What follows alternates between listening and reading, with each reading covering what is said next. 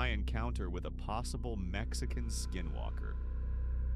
I wanted to post about the time I was visiting relatives in Mexico, mid-1990s, and believe me, my friends and I encountered a possible skinwalker.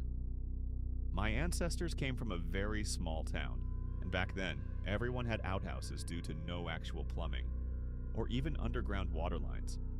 I believe this is still the case. It's pretty remote, and there are other surrounding towns with similar circumstances. There is hardly anything to do other than to hang out, play some sport, go up near the mountains, etc. This one evening we were hanging out with a buddy whose family owned a small store.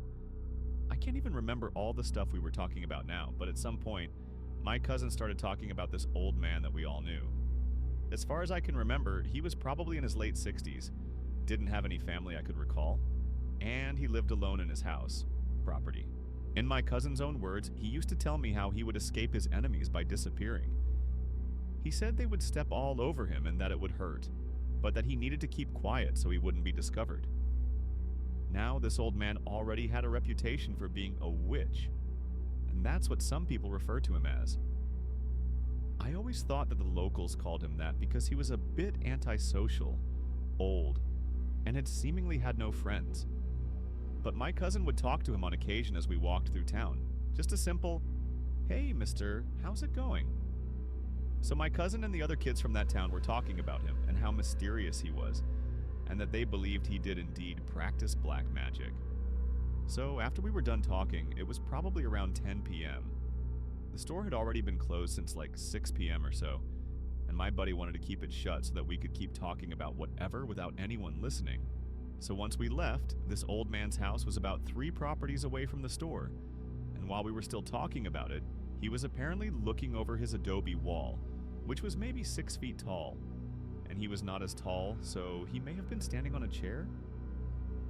But he was leaning over the wall and had the creepiest ear-to-ear smile on his face, while kind of nodding his head up and down while watching us walk down the road. This road, like many others, wasn't paved. Again, a very small town with very little 20th century features, and at that point we were all creeped out, and it scared the shit out of us. Of course, there's no way to tell if he really was a skinwalker, but at that point, I firmly believed he was something evil, and I wanted nothing to do with him.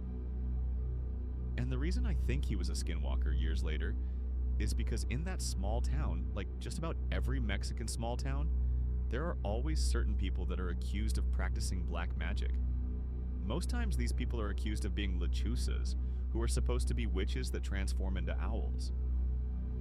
So the fact my cousin said he could disappear, I figured now that means he can transform, and that is why I now believe he was a skinwalker. Did his black magic powers help him realize we were talking about him? Because otherwise, what the hell was he doing leaning over the wall with that creepy smile like that, at a time of night when most people were asleep? Just thought that was weird and ominous. Most times people refer to skinwalkers as folks in the US, particularly natives. But now that I think about it, skinwalkers have always been prevalent in Mexico, except we don't call them that.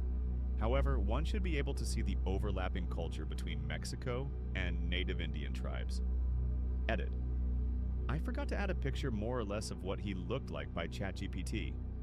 His eyes should be in a more closed state though. Almost closed, and his smile should be from ear to ear, but ChatGPT just keeps making it worse, so this is the best it could generate. Werewolf Taiga Dogman of Monterey Hills, Los Angeles. Before I get into my story, here's some background info. Every day, usually after finishing homework, or if I was just bored and had nothing to do, I'd take my dirt bike on a run to the nearest grocery store, which was about 3 miles away from where I live. To get there, and I had to bike through one-way streets that snaked throughout the secluded neighborhoods of the area. All of the houses in these neighborhoods looked surprisingly upper middle class, which was strange considering my neighborhood, which was just down the hill, looked nowhere near as rich. But I didn't mind it too much, focusing more on how quiet and peaceful the drive through these streets was. To get to these streets, I had to chug my bike up multiple hills, which was a bit of a drag since my bike did pretty badly uphill. But taking these streets was safer than taking the main roads. This happened on the 15th of last month. It was a Friday, which meant that I could stay up late and play video games. My friends from school whom I typically played with weren't online, so I had nothing to do. In the mood for some chocolates, I decided to take a nighttime bike ride. My ride to the grocery store was normal. I parked my bike, got my chocolates, and headed back. Since it was nighttime, I decided to take the normal streets since there weren't many cars on the road.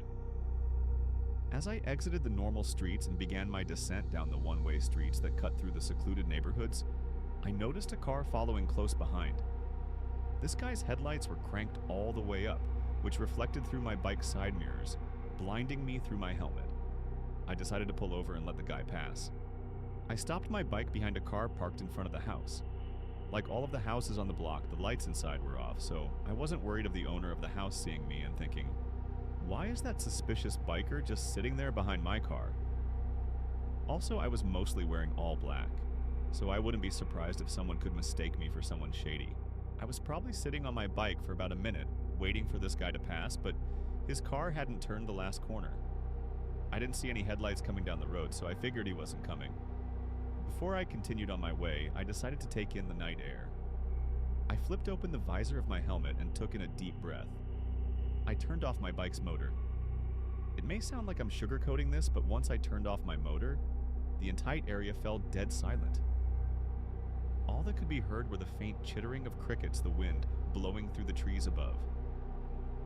I just sat there with my head up to the sky, eyes closed and arms limb at my side. It was so peaceful. All of a sudden, the distracting pitter-patter of footsteps came within earshot. Turning towards the footsteps, I noticed that they were coming from across the street. The footsteps didn't sound like a typical person's. They sounded much heavier. Suddenly, I saw a tall black figure emerge from behind a garden hedge in front of a home across the street from me. Whatever this thing was, tall and fast. If I had to estimate how tall it was, I'd say that it was nearing the 7-foot range. At this point, I was frozen with fear. The only part of me that moved was my head, as I watched the figure run down the driveway of the home, the one with the garden hedge, and run the opposite way from me across the street. But as the figure crossed the street, the moonlight illuminated it, giving me somewhat of a clear picture of it. It looked like a stereotypical depiction of a werewolf. Sharp claws, bent legs, mangy fur, pointed ears, a toothy muzzle, etc. Basically, just a wolf-human hybrid. My heart sank. The creature disappeared in the shadows cast by the homes across the street, but I could still hear its heavy footsteps as they grew further and further away. A minute passed, then another. I was left sitting on my bike, confused and frozen in fear. I didn't want to move, let alone turn on my bike's motor and alert everything in the area where I was. But I had no choice. I silently hopped off my bike and manually turned it the opposite way. I got on my bike, and the instant I turned on my bike's motor and sped off. The ride back was a blur. All I remember was me zooming down the streets. I definitely was not going the speed limit, nevertheless stopping at stop signs. I just had to get out of there as fast as I could. Thank God that thing didn't see me hiding in the darkness. The second I got home, I told my parents the whole thing. Of course, they didn't believe me. I looked up on my computer if tonight was a full moon. To my horror, it was. I didn't get any sleep that night, fearing that thing followed me home and was stalking me through my window. Jesus, I'm getting chills as I write this. I've kept this story a secret from my friends as I know that if I tell them, they'd think I'm crazy. This is the first time I've talked about the story in full. I've been hit by a truck, bitten by a pit bull. I promise I'm not a werewolf, loyal, and almost drowned. But this was by far the scariest thing I have ever encountered. I haven't gotten on my bike since. I imagine that if werewolves did live in or near Los Angeles, the area where I live, Monterey Hills, would be the best place for them to hide as it's on the outskirts of everything and each neighborhood is surrounded by empty hills. I attached a photo of the street where this occurred. What do you guys think? I feel good getting this off my chest. This creature was what I saw in my window one night. Meeting date, October 20th, 2019.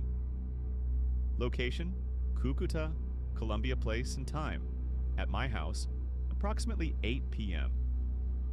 I went to Colombia for a vacation. I have always liked South American countries. more than anything because my parents almost always went there to spend some short vacations. So you could say that I followed their tradition. I already had a rented house where stay when I was away.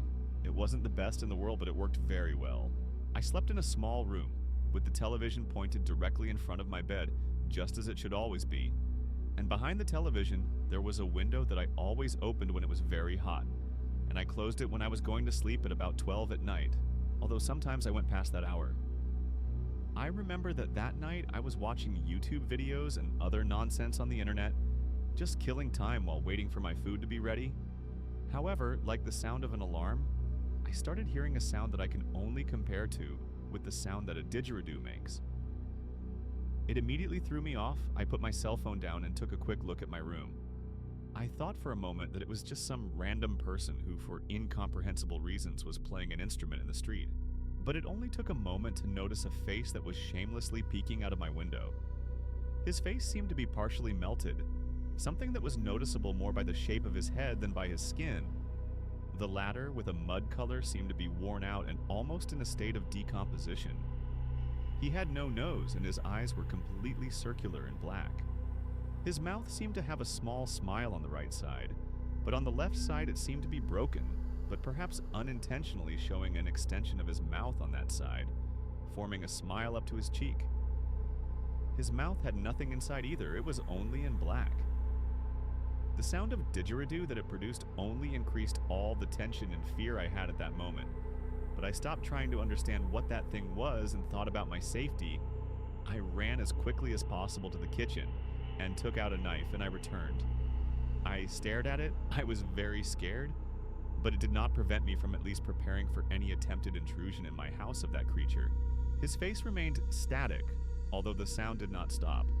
After maybe 4 or 5 minutes of looking at it and sweating, the creature finally moved its face and, turning to the right, it left, and the sound it made disappeared. I run towards my door, and I saw its shadow under my door. At that moment, the lights outside of my house were already on. I was almost paralyzed by the entire encounter. I have always believed in sightings of impossible things, but seeing or reading about them on the internet is something completely different from experiencing them. I knew that what I saw was not natural. The window, with all the fear running through my body, was closed by me minutes later. Obviously, I couldn't sleep after that, nor could I really concentrate on other things. I was just thinking, trying to give an explanation, and if he really was just a tramp who wanted to spy, that theory, although disturbing, I preferred it. But it is not possible since the place behind the window has no halfway for someone to lean on it to look, because it was about 2 meters. In that part, there was a crack in the ground that had left an unfinished construction, although clearly the crack it didn't reach my house, so there was no human way a normal person could look in my window. This is the first time I have shared this anecdote publicly,